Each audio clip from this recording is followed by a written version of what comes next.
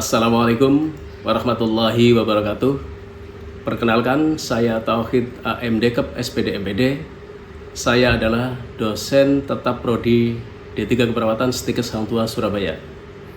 Pada kesempatan kali ini, saya akan menjelaskan salah satu mata kuliah yang saya ampu, yaitu Pancasila sebagai Ideologi Negara dengan metode Delivery, Interaction, and Assessment. Mata kuliah ini memiliki bobot 2 SKS dan merupakan salah satu mata kuliah penciri di Stikes Hang Tuah Surabaya yang diberikan pada mahasiswa semester 1 Prodi D3 Keperawatan. Kemampuan akhir yang diharapkan setelah melakukan pembelajaran mata kuliah Pancasila sebagai Ideologi Negara, diharapkan mahasiswa mampu memahami dan menjadikan nilai-nilai Pancasila sebagai pedoman hidup, baik dalam sikap sehari-hari maupun dalam kehidupan akademik. Mereka dituntut untuk memiliki karakter yang kuat, jiwa toleransi, berperan aktif sebagai agent of change dalam memajukan bangsa di tengah tantangan zaman. Sehingga mata ajar yang saya ampu meliputi konsep dan urgensi pendidikan Pancasila, Pancasila dalam arus sejarah bangsa Indonesia, Pancasila sebagai dasar negara Republik Indonesia, Pancasila sebagai ideologi negara, Pancasila merupakan sistem filsafat, Pancasila sebagai sistem etika, dan Pancasila sebagai dasar nilai pengembangan ilmu. Adapun sistem pembelajaran yang saya gunakan adalah blended learning, yaitu kombinasi pembelajaran online atau daring dan tatap muka. Metode pembelajaran yang saya gunakan adalah discovery learning. Ini saya gunakan untuk merangsang mahasiswa untuk belajar secara aktif, untuk menemukan pengetahuannya sendiri berdasarkan pengalaman yang didapatkan. Metode pembelajaran yang saya gunakan adalah pertama, ceramah, yang saya gunakan untuk menjelaskan materi dengan PowerPoint. Yang kedua, diskusi kelompok, yang saya gunakan untuk mengembangkan kemampuan mahasiswa dalam berpikir kritis di dalam menyelesaikan suatu permasalahan yang ada. Adapun penilaian di dalam proses belajar terdiri atas pencapaian kompetensi mahasiswa melalui ujian tengah semester 20%, ujian akhir semester 20%, tugas mandiri 20%, tugas kelompok 25%, dan soft skill 15%. Termasuk dalam soft skill ini adalah kehadiran mahasiswa, ketepatan mengumpulkan tugas, dan keaktifan di dalam mengikuti pembelajaran. Demikian yang bisa saya sampaikan terkait deskripsi mata kuliah Pancasila sebagai Ideologi Negara, dan selanjutnya saya akan menampilkan video saya pada saat mengajar mata kuliah tersebut. Mari kita simak video berikut. Terima kasih. Waalaikumsalam warahmatullahi wabarakatuh. Selamat pagi dan salam sejahtera bagi kita semua. Alhamdulillah kita dapat bertemu kembali di dalam suasana yang nyaman, indah, dan hati kita tetap berbunga-bunga. Semangat. Di pagi ini kita akan membahas masalah Pancasila sebagai ideologi. Kemarin masih ada yang ingat kita membahas Pancasila sebagai pengembangan ilmu. Ya. Oke. Kita bahas masalah Pancasila sebagai pengembangan sebagai ideologi negara, dan akan terfokus pada sumber historis, sosiologis, dan politis Pancasila sebagai dasar negara. Ya. Mengapa Pancasila dijadikan sebagai dasar negara? Otomatis kita sendiri sudah tahu di beberapa pertemuan kita pernah membahas bahwa Pancasila yang merupakan pandangan hidup bangsa di Indonesia itu merupakan satu momentum bagi kita dan kesepakatan bersama di mana Pancasila digali oleh para pendiri negara untuk menjadi satu konsep, yaitu merupakan konsep negara, konsep dalam dasar negara, dan merupakan kepribadian bangsa Indonesia. Sehingga tidak sulit rasanya untuk menjadikan Pancasila di dalam satu konsep sebagai dasar negara, karena Pancasila merupakan kepribadian bangsa Indonesia. Artinya bahwa Pancasila itu sudah ada di dalam diri pribadi bangsa Indonesia sejak dulu kala, sejak zaman prasejarah, sejak zaman prakolonial sampai kemudian di dalam masa kolonial pun sampai dengan masa kemerdekaan. Jiwa kita bangsa Indonesia adalah jiwa Pancasila. Apa buktinya? Buktinya adalah bahwa kita bangsa Indonesia merasa dan memiliki Tuhan. Kita merasa bahwa kita adalah makhluk Tuhan. Tetapi untuk proses penggalian untuk dijadikan sebagai dasar negara, sebagai dimasukkan di dalam ideologi negara, itu baru kemudian dirumuskan di dalam Sidang BPUPKI dan PPKI. Artinya Pancasila itu digagas sebagai dasar negara untuk kesejahteraan masyarakat Indonesia. Kemudian berikutnya bahwa tanggal 31 Mei, ya, tinggal tanggal 31 Mei, Mr. Supomo punya gagasan yang disampaikan di forum tentang Pancasila yang memiliki 5 dasar, yang antara lain adalah paham negara kesatuan, yang kemudian berikutnya Anda mungkin masih ingat apa? Kemudian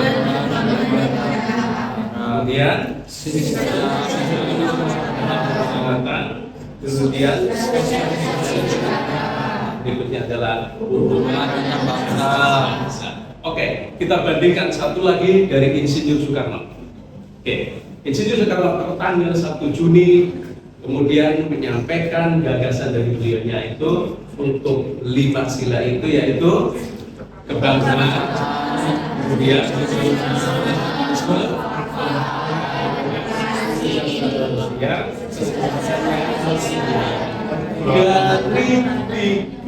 dari tiga tokoh, ya, dari 3 tokoh mencanangkan tentang ide itu atau gagasan tentang yang dibuat calon sebagai calon dasar negara. Dari ketiga, yaitu dari Insinyur Soekarno, dari Mr. Muhammad Jamil Esar, dari Mr. Supomo, itu memiliki kesamaan kemiripan. Setelah digodok, kemudian tanggal 1 Juni mulai disepakati, dihubungkan oleh Insinyur Soekarno, dan beliau sekaligus menyampaikan bahwa inilah yang namanya Pancasila, terdiri dari 5 sila yang berbunyi: pertama, ketuhanan, kemanusiaan, 3,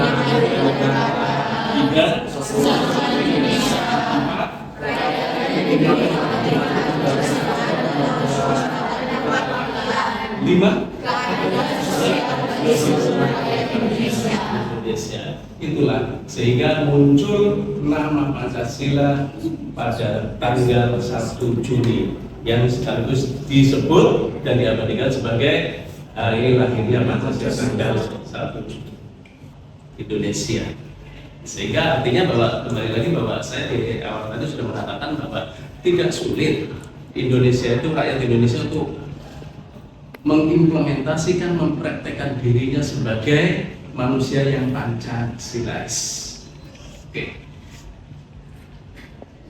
Pancasila ini sudah tidak asing lagi bagi kita bahwa ini adalah kepribadian kita. Hanya saja dirangkum di dalam satu sistem bahwa ini merupakan dasar negara. Artinya dari berbagai macam pola kehidupan masyarakat Indonesia, dari agamanya, adat istiadat, suku, bangsa, bahasa, agama, dijadikan satu, menjadi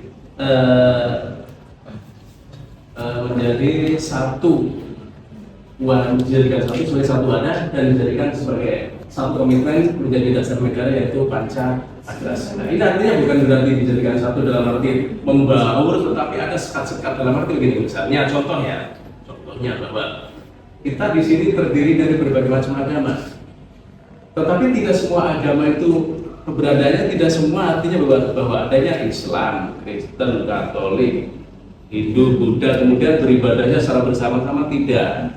Tetapi dalam arti kita saling hormat menghormati, ya, adanya toleransi antar umat beragama. Ketika orang Muslim membangun masjid, tidak ada masalah. Ketika orang Nasrani membangun gereja, tidak ada masalah. Bahkan di dalam kegiatan sehari-hari kita saling berbuat sapa. Tetapi dalam arti tidak, bukan berarti dalam arti pokoknya kita hari Minggu ke gereja, kita hari Jumat ke, tidak. Tapi sudah punya sekat masing-masing. Artinya memiliki toleransi antar umat beragama yang tinggi, yang tinggi. Oke, saya kenalkan kembali, mungkin Anda di SD tentunya sudah dikasih tahu simbol-simbol tentang Pancasila. Ya, saya tampilkan adanya gambar Garuda Pancasila yang kemudian mencengkram kita yang namanya Bhinneka Tunggal Ika. Bhinneka Tunggal Ika itu artinya apa yang berbeda? Yang berbeda seperti kita katakan tadi, agama, suku, bangsa, dan sebagainya. Tapi kita satu juga dalam satu koridor, yaitu Pancasila. Tetap hidup rukun dalam suasana yang damai, yang nyaman, untuk menuju satu tujuan, yaitu Indonesia yang subur makmur, kan itu, yang merdeka, yang sejahtera, gitu. Oke, simbol yang pertama yang ada, yang dikalungkan, ya. Ini simbolnya adalah perisai, ada di perisai, kemudian dikalungkan di dadanya Guru Garuda Pancasila, terdiri dari beberapa gambar. Yang sila pertama adalah gambar bintang. Sila yang kedua rantai melingkar. Sila yang ketiga pohon beringin. Kemudian sila yang keempat, sila yang kelima. Jadi memiliki makna masing-masing. Sila yang pertama, bintang, itu simbol daripada ketuhanan. Kemudian sila yang kedua, menjadi erat penghubung kita, memiliki rasa perikemanusiaan, ya.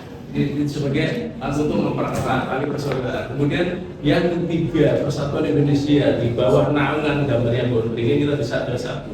Kemudian sila keempat, kerakyatan yang dipimpin dan seterusnya. Kemudian dilanjut dengan sila kelima, yaitu keadilan sosial seluruh rakyat Indonesia. Simbolnya adalah padi dan terus dimaksudkan apa? Untuk kesejahteraan seluruh rakyat Indonesia.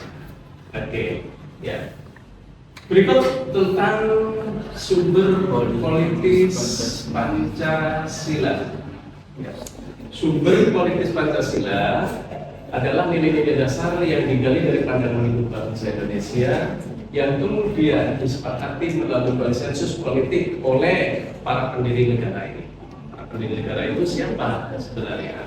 Yang para tokoh bangsa, para pahlawan bangsa, yang dengan gigih, ya, dengan penuh rela mengorbankan jiwa, raga, harta, benda, dan lain sebagainya, ya, sebagai taruhan untuk memerdekakan bangsa Indonesia, ya.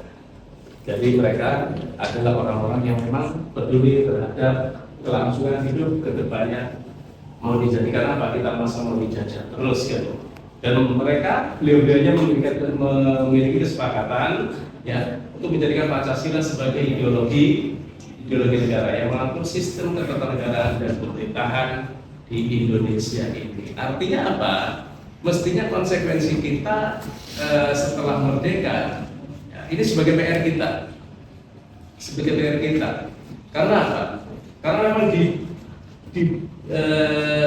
ditetapkan Pancasila sebagai dasar negara, di mana Pancasila terdiri dari 5 sila, adanya sila pertama ketuhanan, kemanusiaan, persatuan, kerakyatan, dan keadilan sosial. Itu adalah merupakan satu cerminan yang merupakan cita-cita bangsa Indonesia. Apa cita-cita bangsa Indonesia? Yang tercantum di dalam pembukaan Undang-Undang Dasar 1945 alinea yang ke kira-kira cita-citanya mencerdaskan kehidupan bangsa, kemudian memajukan kesejahteraan umum, ya, mencerdaskan kehidupan bangsa. Jadi memajukan kesejahteraan umum dan mencerdaskan kehidupan bangsa. Dan itu adalah tugas pokok dari penyelenggara negara yang harus memedomani atau pada saat mereka memimpin negara ini, memegang tampuk pemerintahan, itu harus berpedoman kepada Pancasila. Bagaimana mereka harus mulai ditata sebagai orang yang bertuhan, kemudian mereka orang yang berkemanusiaan, orang yang suka dengan persatuan, orang yang suka bermusyawarah dan menghargai ide-ide atau kontribusi-kontribusi daripada seluruh lapisan masyarakat atau tokoh-tokoh masyarakat. Karena apa? Endingnya adalah untuk kebaikan bangsa Indonesia, itu keadilan sosial bagi seluruh rakyat Indonesia.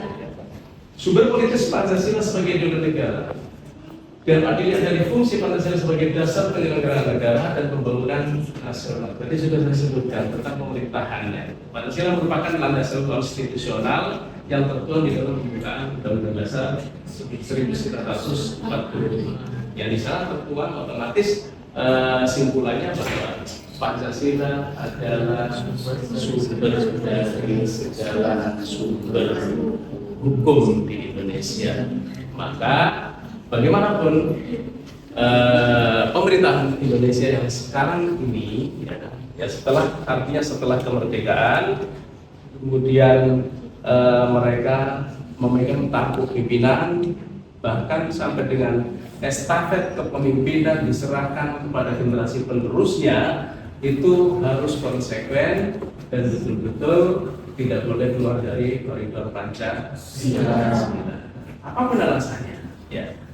Jadi yang kita sudah terapkan dari dulu, yang kita sudah tanamkan dari dulu yang sudah ditanamkan dari dulu oleh para pendiri bangsa itu, beliau berharap bahwa Pancasila yang dijadikan sebagai dasar negara sekaligus ideologi bangsa Indonesia ini menjadi satu koridor yang tidak boleh ditinggalkan. Ya, kita pernah mendengar dengan beberapa cerita dari pujian negara lain yang salut dengan dasar negara kita Pancasila, yang mengatakan bahwa luar biasa Indonesia yang terdiri dari berbagai macam pulau, berbagai macam suku bangsa, berbagai macam adat istiadat, bahkan berbagai macam agama bisa hidup makmur di sana. Ini sekelas Perserikatan Bangsa-Bangsa memuji itu. Ya. Saya pernah ceritakan di mata kuliah yang lalu bahwa seorang menteri kita yang namanya Ali Alatas, menteri luar negeri kita, mendapat pujian tentang Indonesia yang luar biasa. Bahkan beberapa tokoh dunia kalau bisa menyampaikan beliaunya, kalau bisa kita bisa mengutip, mengadopsi nilai-nilai dari Pancasila. Untuk apa? Untuk mempersatukan dunia ini. Jadi tidak ada centang perenang, tidak ada perang, tidak ada selisih paham dan lain sebagainya. Jadi apapun agamanya, apapun sukunya, apapun jenis kelaminnya dan lain sebagainya, intinya bahwa hidup ini harus bersatu. Mengutip dari satu sila saja, persatuan Indonesia. Maka dia akan diboyong, artinya akan dikutip, diadopsi oleh PBB bahwa jadi persatuan perserikatan bangsa-bangsa atau persatuan internasional. Sebenarnya itu. Masalahnya sekarang bahwa kenapa sampai sekarang masih ada beberapa permasalahan yang masih terjadi perang dan lain sebagainya, selisih paham. Sebenarnya apa yang direbutkan? Ada beberapa konsep yang memang mereka menginginkan bahwa mereka berpuasa. Ya, mereka menginginkan berpuasa atas apa? Atas ideologi. Ya, kan di sisi dunia ini banyak ideologi, ada komunis, liberalis, ada Pancasila dan lain sebagainya, ada sosialis. Kemudian apalagi atas kekayaan alam yang dimiliki oleh beberapa negara, mereka ingin menguasai, sehingga mereka harus memperebutkan dengan kekuatan, barangkali dengan kekuatan senjata, dengan kekuatan perang. Sekarang masih terjadi seperti yang kita lihat, perang yang saat ini sedang bergejolak itu, ya, di Timur Tengah itu sebenarnya rebutan apa sebenarnya. Kalau tidak ada maksudnya, saya rasa tidak akan terjadi. Oke? Baik, silakan. Jadi pertanyaan Pak, tadi di materi itu ada tidak ada pertemuan di Nah, itu bagaimana misalkan contoh Banser itu menjaga peribadatan gereja itu apakah harus bagaimana Pak? Ya, terima kasih. Oke, ya. Terima kasih. Apakah Banser itu penting untuk menjaga gereja gitu ya? Nah, ini pertanyaan yang luar biasa sekali dan ini di luar dugaan gitu. Karena saya tadi tidak menyebutkan Banser, tapi pertanyaannya Banser. Karena memang ternyata di dalam kehidupan ini di Indonesia ini kan ada Banser kan begitu. Dan Banser pun itu merupakan apa? Merupakan bagian daripada warga negara Indonesia ya. Merupakan bagian daripada lembaga yang ada di Indonesia. Begini. Jadi simpul jawaban saya itu begini. Kalau kita manusia Indonesia sudah eksis dan komitmen dengan dasar negara kita Pancasila, di mana kita setiap individu, setiap personil, setiap pribadi sudah memiliki agama. Dari didikan agama kita ini, ya, apa agama didikan kita ini? Kita baik dengan Tuhan dan kemudian kita baik dengan sesamanya. Nah, kalau di dalam Al-Quran ada namanya hablum minallah, hablum minannas, baik dengan Tuhan. Kalau kita orang taat beragama, ya, baik dengan Tuhan, kemudian hubungan sesamanya, wa hablum minannas. Artinya minannasnya siapa? Dari berbagai macam kalangan itu nanti.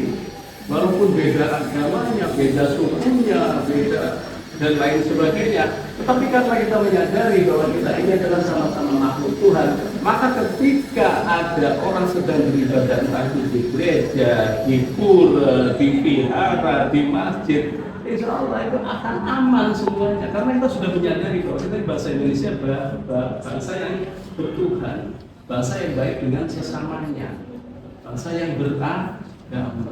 Jadi tidak usah dikhawatirkan bahwa itu ada pokoknya bangsa kita jaga gereja, tidak. Toh di sini di Indonesia ini sudah ada khusus pengamanan, ya, Kamdagrinya, keamanan dalam negeri yang dinamakan kepolisian.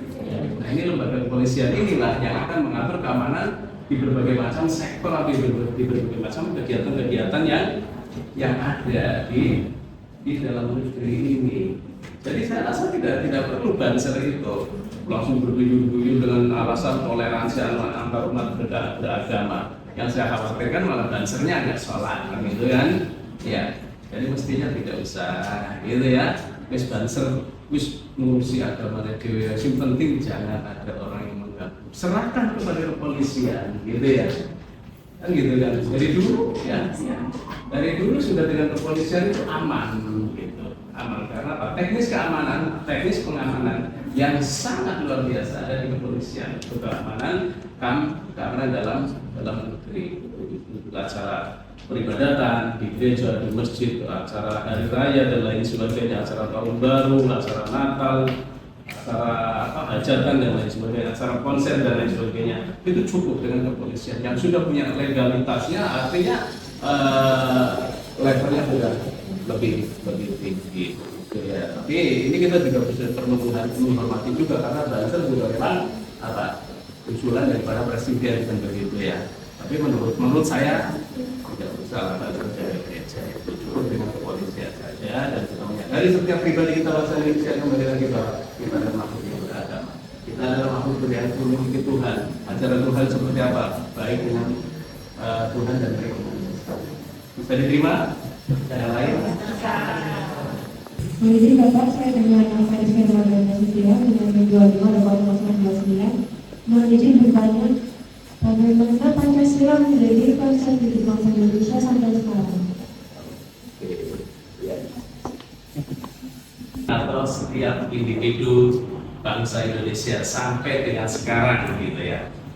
Dari sejarah yang sudah saya sampaikan tadi, yang sudah kita baca tadi di slide itu, bahwa Pancasila yang digali oleh para pendiri bangsa itu merupakan kepribadian bangsa Indonesia atau kepribadian seluruh bangsa Indonesia yang artinya sudah ditampilkan ya, setiap kesehari-harian bangsa Indonesia menampilkan dengan sifat-sifat Pancasila itu. Artinya sifat apa? Ketuhanan.